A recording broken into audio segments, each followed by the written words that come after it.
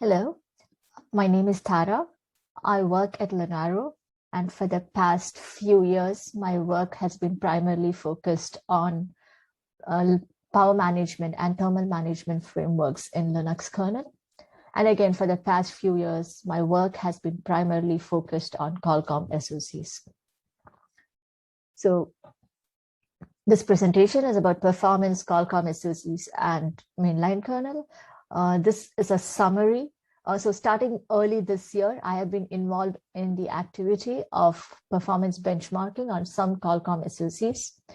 And this presentation is a summary of where I started from. Why did we as a team choose to do this activity? How far we got, lessons learned, and what are the challenges I foresee in pursuing this activity further. So let's start. The first slide is kind of statistics. As of today, the mainline Linux kernel supports 29 Qualcomm SoCs across 89 devices. Every year, we keep adding support for more platforms, features, and drivers into mainline kernel. Actually, there's a very good presentation done by my colleague, Bjorn Anderson, on upstreaming status on Qualcomm SoCs, an update from the last 6 months or so. So if anyone did not get a chance to attend this session and is interested in this, I highly encourage you to watch the YouTube video that will be released later.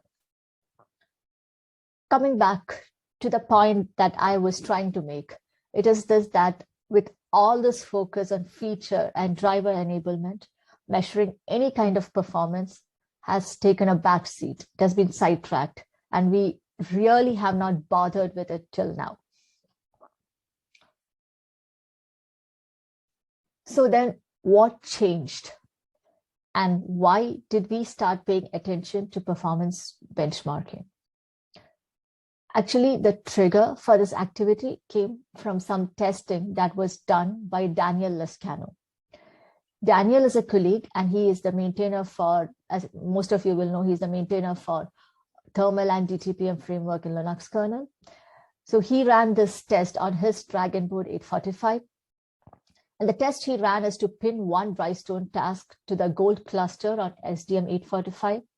He changed the CPU FREC governor to user space and ran this Drystone task at all supported frequencies, starting from the lowest to the highest.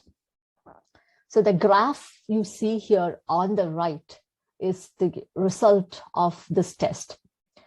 The x-axis depicts all the different frequencies he ran this test at, and the y-axis shows you the DMIPS value. So the DMIPS is the output you get from the Drystone task, and so the y-axis shows that. And if you notice the one look at the graph, and you could sense that something is wrong in this graph. And yes, it is. And that is because as CPU frequency increases, Drystone is expected to perform better, and the DMIPS is supposed to be higher. So that means this graph is supposed to be a linear graph. That is, it's supposed to slant. It is supposed to slant from left to right, upwards. So lower frequency, lower DMIPS, higher frequency, higher DMIPS. That's how this graph should look like. On the other hand, what we see here is a wave-shaped graph where DMIPS increases kind of till maybe 1.5 gigahertz, and then it drops again and picks up again towards the tail end or towards the higher frequencies. Yeah, so when Daniel reported this test, we decided to take a look at it automatically to see what is going on. So the first thing I did here was to modify Daniel's test a little bit. And this time I pinned the Drystone task to just one CPU in the gold cluster, CPU 5. And I also ran a second test or a second task on CPU 1, capturing the temperature of CPU 5 hotspot using the kernel thermal sysfs interface. So the graph you see here on the right is a result of this test. The blue bars here, like in Daniel's test, depicts DMIPS, And if you notice, even in this graph, you see it increasing till a certain point and then drop it. And there is no wave shape here, but then again, Daniel and I ran slightly different tests. And then there are these red bars, so what these red bars are, they show the maximum temperature of the CPU 5 hotspot reached while running Drystone at each of these frequencies. So the two interesting observations from these red bars or the red graph is that one, towards the higher frequencies here, the maximum temperature actually, the maximum temperature flattens or stagnates around 72, 73 degrees Celsius. And secondly, at some of these higher frequencies, like between, let's say, 2.16 gig and 2.2 gig, 2.5 gig and 2.6 gig, the max temperature actually drops, which kind of indicates some kind of thermal mitigation happening. Interestingly, from a thermal framework point of view here, the lowest trip point for thermal zone 5, which caters to CPU 5 hotspot, is 90 degrees Celsius. So the mitigation that we see here is not, this circle and this circle here is not coming from thermal framework. So further investigations showed that there is this piece of hardware called Limits Management Hardware, LMH, that collects input from various sources like current rail, temperature sensors, etc. for a CPU, and collates these inputs and decides on frequency throttling for the CPUs. This hardware by default, or maybe it is programmed in a firmware, is being programmed to react when the temperature hits 75 degrees Celsius. And so LMH was actually throttling the CPU 5 frequency here as Daniel and I ran this Drystone test. And when we actually thought we were running these tests at 2.1 gig or 2.2 gig, we were not. In fact, the CPU was running at a much lower frequency. And this information was not being communicated to any entity in the kernel, like CPU FREC or scheduler or any entity that actually should care about this. So the next step here was to enable support for this in the mainline kernel, program this piece and configure this piece of hardware properly, communicate the mitigation to all relevant kernel layers like scheduler. And so that's what I did. And the patches for this were posted. They have gone through multiple reviews in the mailing list, and they are on track to be merged between 5.15 and 5.16 kernel. So throughout this activity, one thing was becoming clear, that we actually have no idea how well our enabled hardware or enabled drivers are actually performing. So we decided to run some benchmarks. We said, okay, let's go ahead and run some benchmarks on our systems, on our SoCs, on our platforms. And then the question immediately was, which benchmarks, what subsystems do we target initially? So we said, okay, as far as subsystems go, let's just start with CPU and memory testing. And then came the question of which benchmarks. So one constraint that we had is we run on a non-Android ecosystem. When I run these tests, I either use an OE file system that is flashed onto UFS or init RAMFS, which is again OE based. So like I said, to start with, I started running these tests on 845, Dragon Board 845, and it has excellent support upstream. So I could run a bunch of common benchmarks like Unix Bench, Geekbench, or even some of the Phoronix test suite and all that. From the few benchmarks from Phoronix test suite and all that. But then we also, the next step in this is also to run these benchmarks on other SoCs or other platforms with other SoCs. And when I run this, I mostly have access to these devices with these SoCs in the remote lab. And on these devices, which I have access to in the remote lab, I definitely have to use OE-based init RAMFS. There's no I cannot put anything custom in the UFS because everyone is using this. And And then the other challenge here is many a times some of these devices don't have good network connectivity. Ethernet is not enabled, Wi-Fi is not enabled, and things like that. So this kind of meant that the tests have to be simple enough.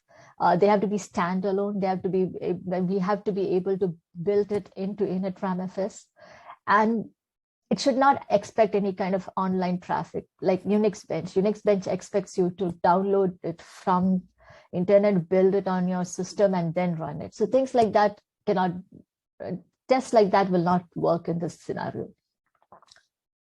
So with these constraints, we decided on two tests to start with. One is SysBench and one is MBW. And the result you see here on the right are the results of running SysBench and MBW on SDM845 with 5.12 mainline kernel with and without LMH support. So for obvious reasons, results with LMH is better. So let's move on. So then I decided, okay, let's try this running these benchmarks on 8150, SM8150. And I don't have any platform with me on my desk with this, so I'm using a remote setup for this. And these two tables, the first two tables you see here on the right, they are the result of running SysBench and MBW on a SM8150 MTP in the lab using 5.12 mainline kernel. One thing you immediately notice here is that the MBW result is actually almost 50% lower on SM8150 compared to SDM845 results that we saw here on the previous slide here. And so MBW is a really simple test. It measures the memory bandwidth by performing memory copy, and that is it to it.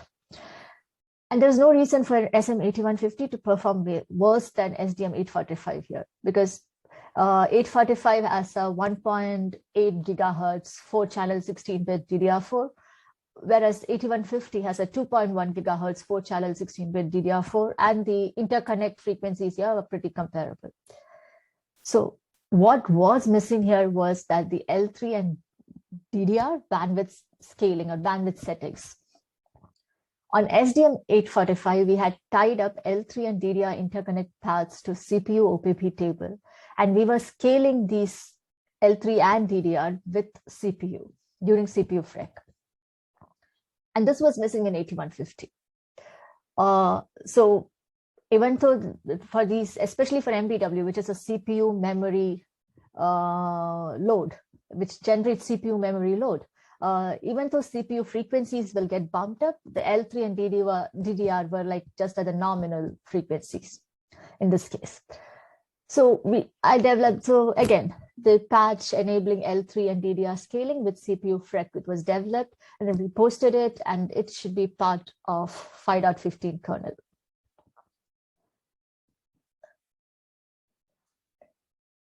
So what I am trying to say or tell here through all the storytelling is that performance benchmarking against mainline kernel is important, and it is something we as community should be actively pursuing.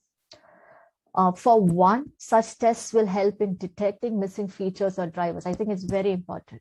Like so I just ran SysBench and MBW, and this got us to enable LMH driver and add L3 DDR scaling feature on two different separate SoCs. So the other benefit of consistent benchmarking across SoC generations will be to visualize how we can visualize the improvement across these generations.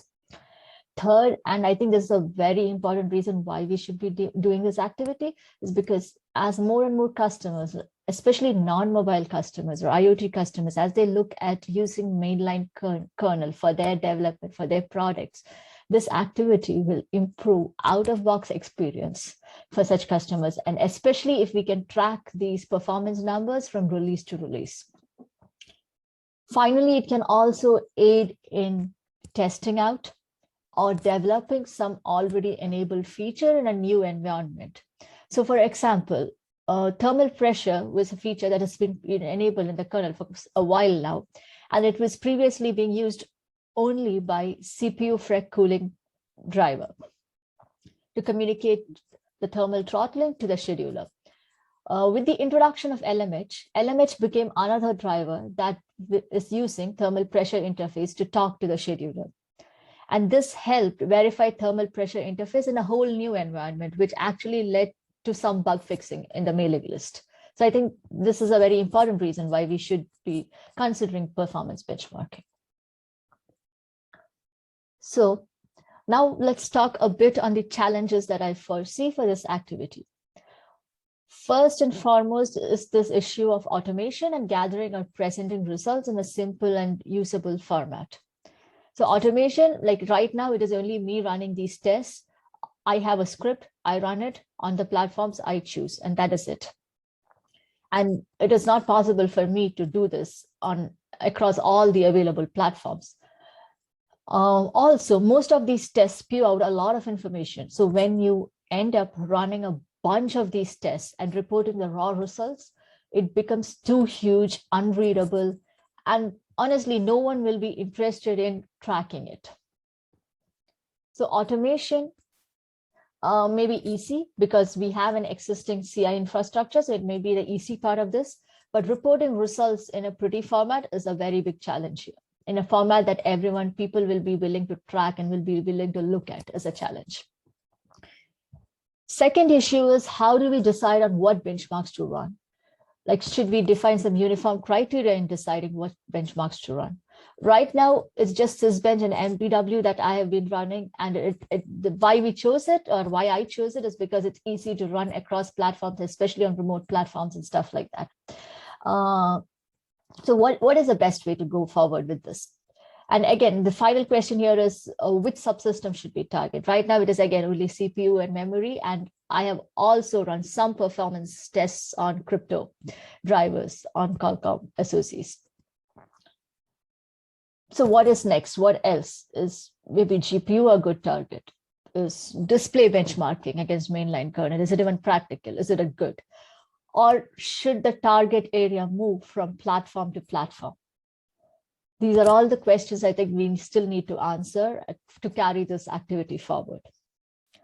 And finally, before concluding this presentation, I want to touch a bit upon what are the next activities I have planned, or the team has planned around this at Lenovo.